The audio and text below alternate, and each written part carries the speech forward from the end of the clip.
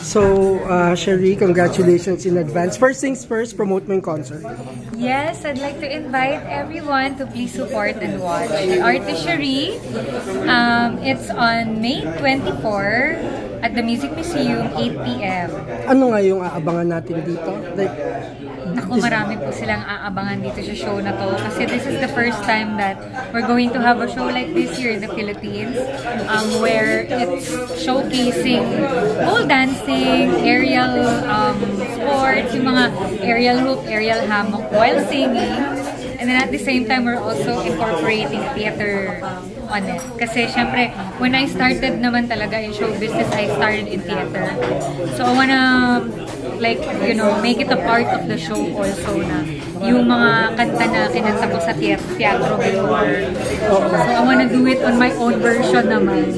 Kasi napakaganda mo pa din, and you're still so voluptuous. People forget na you also sing. Oh. Diba you were part of Viva Hot Babes, diba? Yes. Ano nga yung mga hit songs na Viva Hot Babes? Bulaklak, Kikay. For Gen Zs, oh. Yes. Sa'yo Kikay, sa'yo ba yun? Oo. Pero kasi parang nagtitrending ngayon ulit sa TikTok, diba? Tama. So, yeah, our original music is Bulaklak, Kikay, Basketball. Sa inyo pala yung basketball. Yes. Pati yung batuta ng pulis. Tama.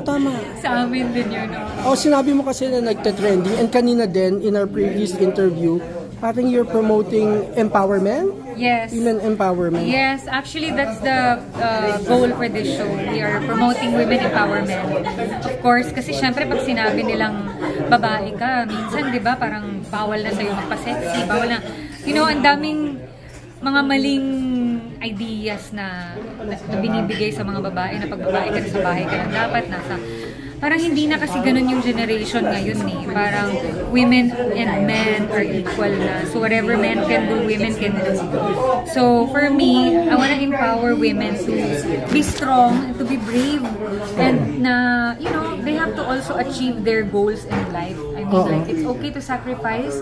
Pero if you have a dream, reach it. You know, parang kumbaga yun yung isang bagay na hindi ko naisip nung mga bata-bata days ko, diba? Kasi dati, and good thing na na-realize ko siya earlier.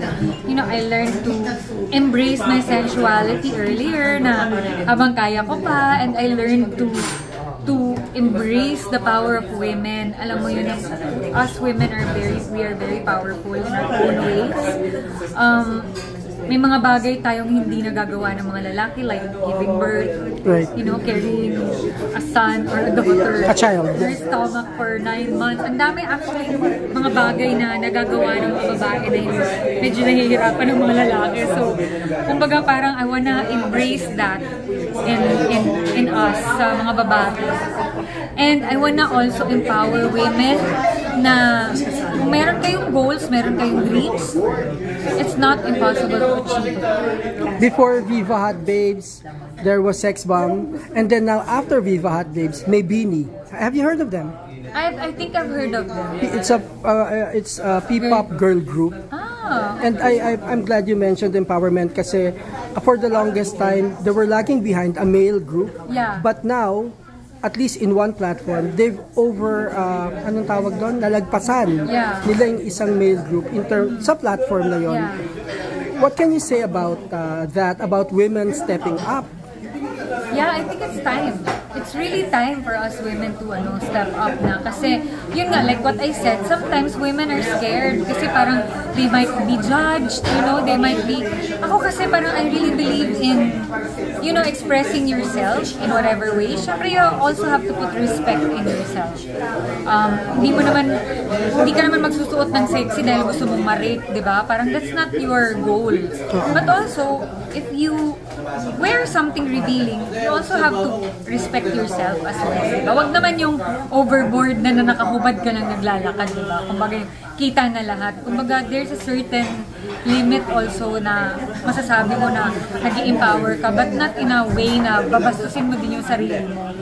So, kumbaga, there's also a thin line na, alam mo yun, na pwede kang i-judge talaga kapag kasobra naman, diba? So, I wanna encourage, that's why I'm doing this show, because I wanna encourage women na you also have to have that certain respect for yourself as well. And kailangan mong ipakita sa tao na kahit na sexy yung ginagawa mo, you know, you're showcasing something like your skills, your talent. Hindi lang yung parang magugubad ka lang. Kumbaga ganun. So, you can actually do a back-to-back show with Winnie as Viva Babes. Kaya lang sabi mo hindi pa yata time, ano? yeah, hindi pa. But why not, di ba? So you're open to that? Kasi you have your own, catalog of hits. Yes. Di ba? Hindi naman di kayo pahuhuli sa Bini, no? Oo, why not? Naman siguro, that's a good idea. I like that. I'll consider that. Right. How crazy was it during your time when your hits were really hits? Grabe. Kasi may time na naban pa kami sa mga church. Oh, talaga? Yeah, kasi parang yung mga bata sa simbahan sinasayaw yung bulaklak. Di ba yung bulaklak medyo double meaning siya pag kinakanta. So, there was a point na dumating na gano'n, na binan kami sa church. And then parang pinag-aaway kami ng sex bomb. But you know what? The good thing is that Sex Bomb and Hot Babes are really good friends. Ah, talaga? Yeah, so yun yung parang hindi... Even at the height of the rivalry, quote-unquote? Yeah, as in, like for example, pag nag-guest kami sa station nila, sila actually nagtuturo sa amin sumayaw. Kumbaga ganun, we help each other. Siguro yung may mga issue lang talaga yung mga tao na parang, ay, mas magaling ang ano. Kumbaga pinag-aaway kami lagi. But to be honest, like, sobrang close kami ng sex bomb. Hanggang ngayon? Oo, hanggang ngayon. Last question ko, kanina you mentioned na your son sat you down for a serious talk na, Ma'am, kung anong ginagawa niyo, itigil niyo na. Did you take it lightly? Did you take it, or did you get offended na, oy, dito ko kayo pinalaki, what's wrong with what I'm doing? No, I don't take it lightly. I took it seriously talaga kasi, like what I said, I respect my son's feelings. And I don't want him to grow up na thinking na in-ignore ko lang siya, you know. I want him to grow up na alam niya na nire-respeto ko yung opinion niya and yung feelings niya, na kung ano man yung suggestion niya. So kasi we're in this together, di ba? I'm gonna be with him forever. So I also have to consider that na paglaki niya, may respeto din siya sa akin, di ba? So yeah, I'm not offended at all kasi I'm doing this for love and I'm gonna end everything with love. How would you feel if you overhear one of your son's friends say, your mom's kinda hot? Or narinig mo na ba? Or do you know that for a fact? That some of his friends think? Actually, sinasabi niya sa akin, Mom, you know what my bus father said? That you're their idol daw. I mean, they watch your film, mga ganun. Nakakatuwa naman.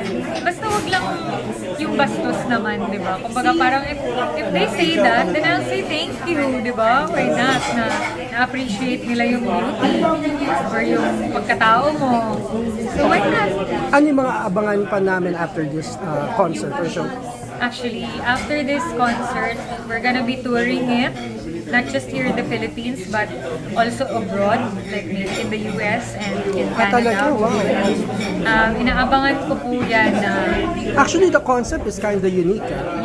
Thank you so much. Kasi that's the goal talaga. Kasi mahilig po ako manood ng mga shows abroad.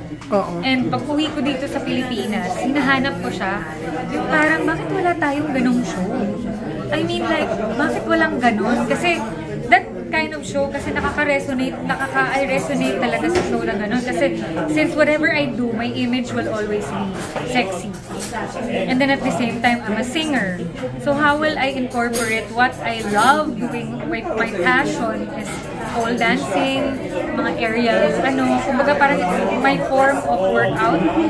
So, naisip ko nung napanood ko yung show na pinapanood ko sa Paris or sa US, ganun. So, I was thinking, you know what, why not do it in the Philippines? And make it our own. Alam mo yun, para naman may ma-showcase din natin yung mga talent natin dito na hindi lang yung mga foreigners na nasa ibang bansa ang may kayang gumawa nun. We can also do this here in the Philippines. And we have a lot of talented women who can actually do it. So, Shara Soto. Yeah. Actually, Shara was my first teacher. Yeah, kasama ko siya sa Rent the Musical. We did Mimi together. I see. So, kumbaga nung may poll kasi doon, she was the one who actually taught me first. Siya yung naging unang teacher. Was she joining the show? No, I haven't invited her yet kasi syempre si Shara is in the more conservative diba? Sa bagay. Yeah, so But she also sings, ha? yeah. And well, she sings well. She's very good. So parang ako naman, parang hindi ko na lang siya na-invite kasi baka hindi niya magustuhan. I mean, I don't know. But Sa ibang shows. maybe hopefully in the bigger stage, I can. Tama. Oo, so hopefully I'll bump into her one day again.